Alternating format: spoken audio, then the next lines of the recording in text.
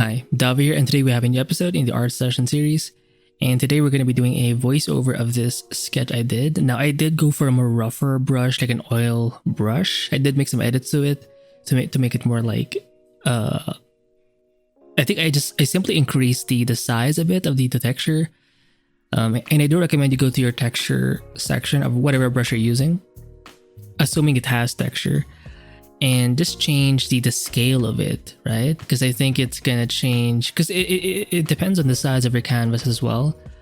Maybe you're so used to painting on one or on a certain kind of canvas size, but when you switch, like sometimes you forget that your brush can look different if you change your brush size. So I did increase mine to the point where you can see the strokes even in this view.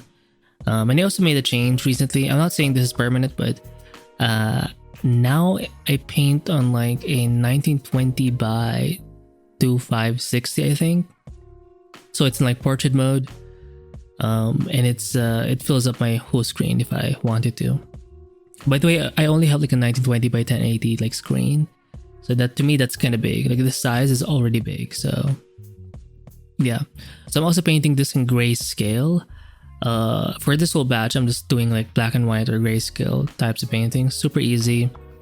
And if you're doing like a bunch of sketches, I think it's good to have like limits, or basically these things sort of lock you in place so you don't waste too much time. And in a way, it just sort of helps you gain a bit of stability, which will help you be more productive. Oh yeah, by the way, I think because in a previous batch, the batch before, or maybe the one before that, I had issues with the screen having a bit of a glow, and I think it's because the camera was too far. Because some of you suggested that, oh, maybe it was like this the camera that had to be like cleaned. I've never cleaned my camera, or the camera of my iPhone, or technically my sister's iPhone, which I'm using to do these recordings. But I think what I did was I simply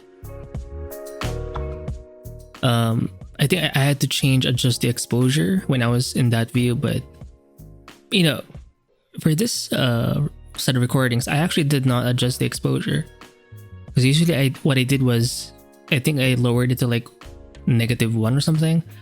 But I think because the camera was so close to the screen, that, and you can see like the white canvas from this, like it balances things. I'm not even sure how this works, but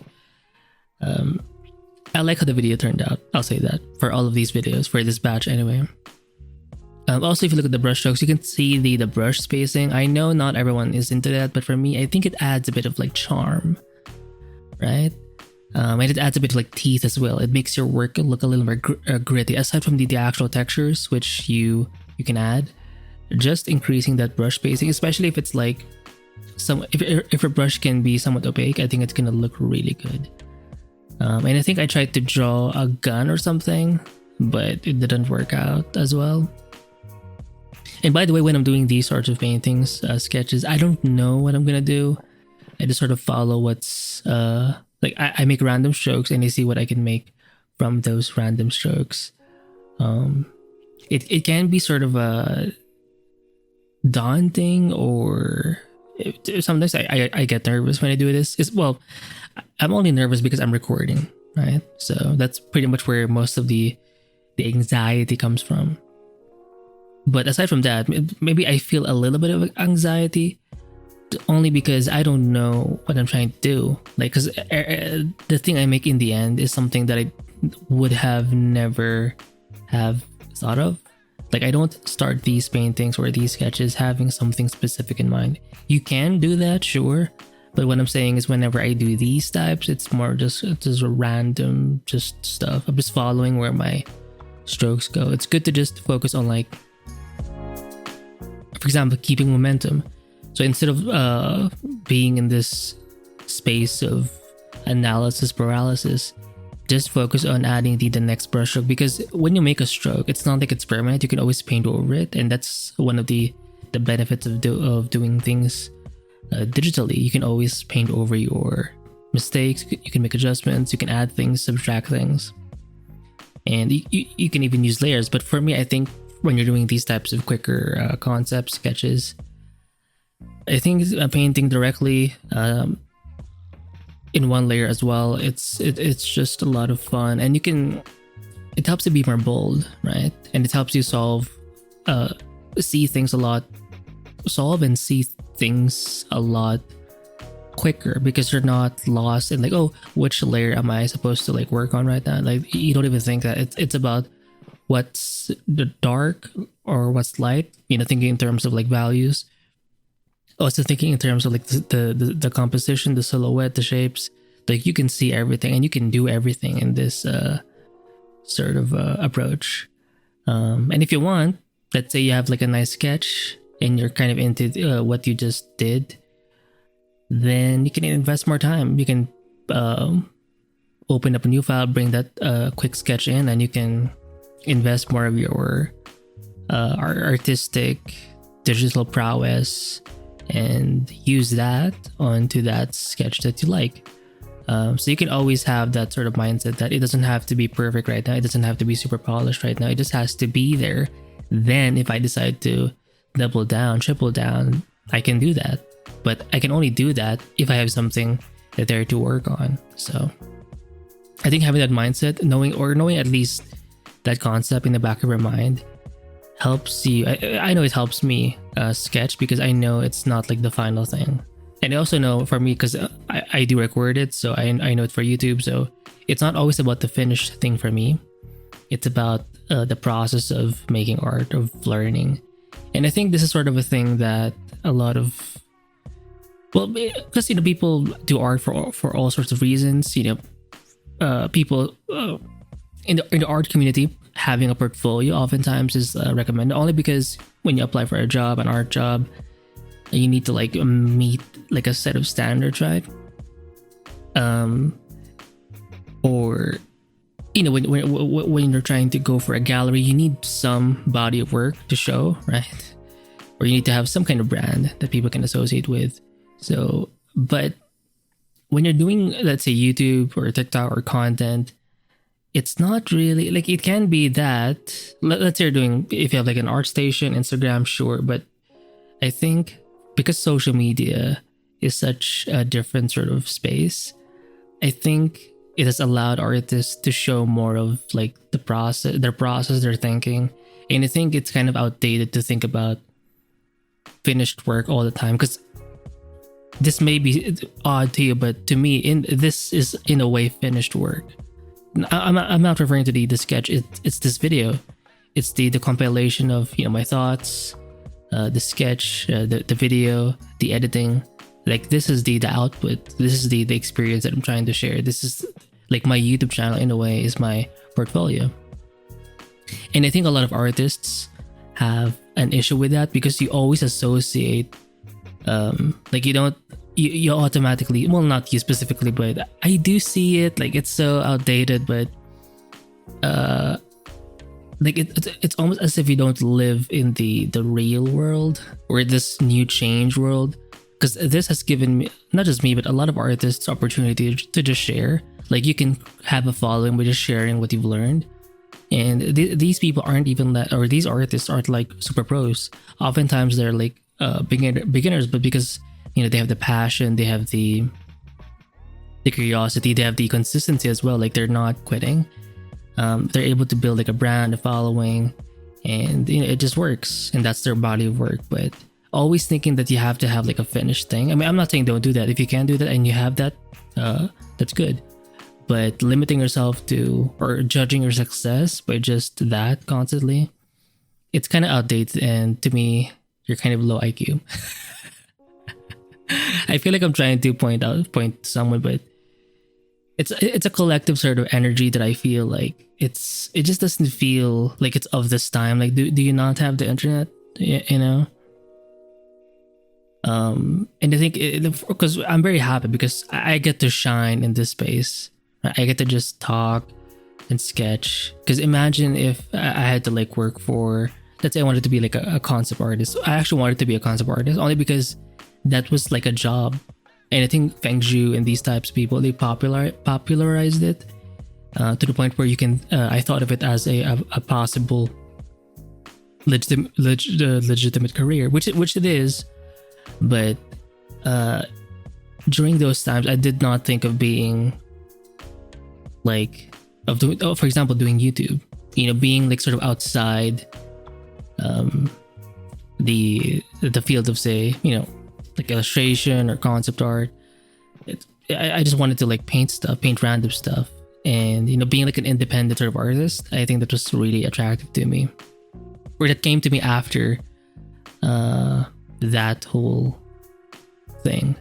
And I'm glad, because I've seen other artists do it and you can shine. So I think I want to end this video with the message that whatever your art is, however you do your art, find a way to make it work, and don't be stuck with these like dogmatic, outdated sort of things. Think about what exactly it is you want to do with your art. Do you want to make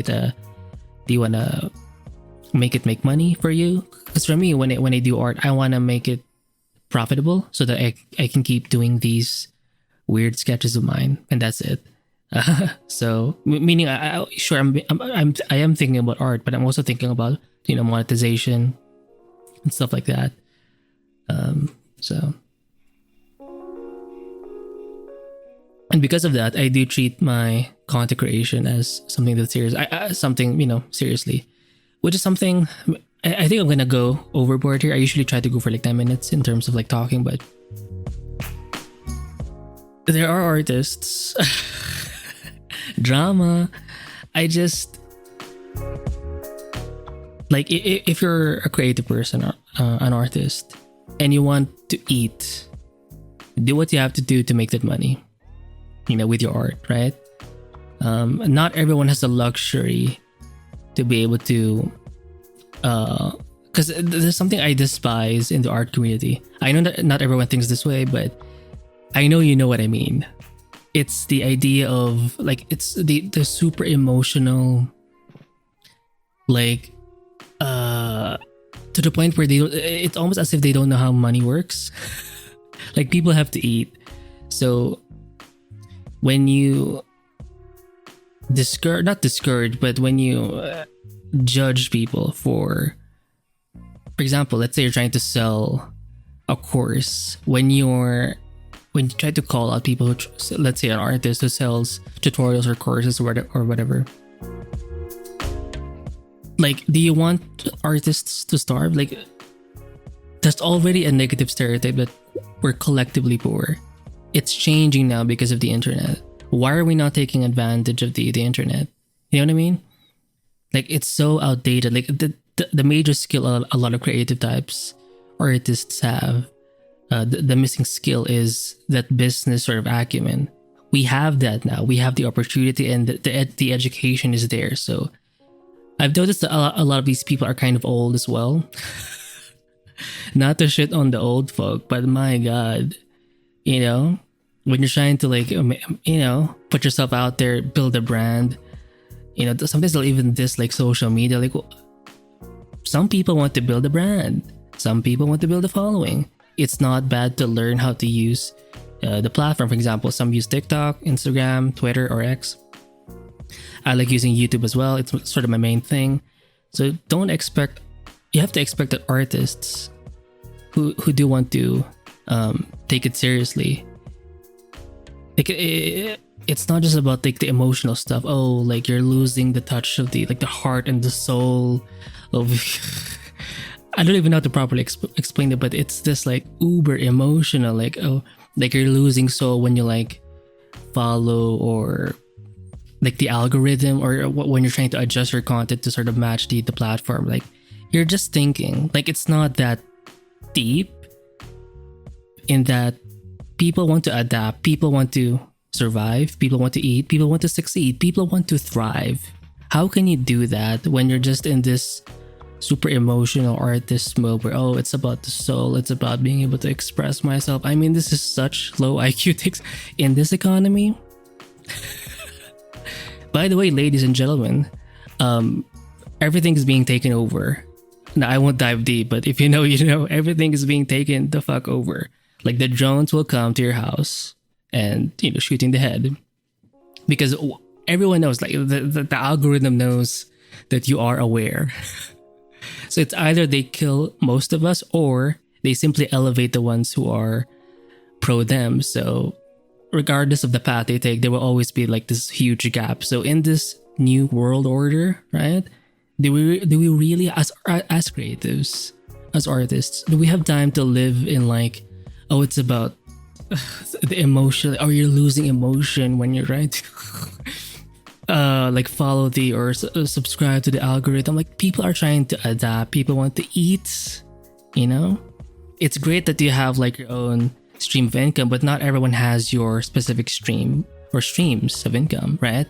So if people want to dabble on like TikTok, and you know, there are people who take it so way more seriously than I do, and they're very intense. And guess what? They succeed.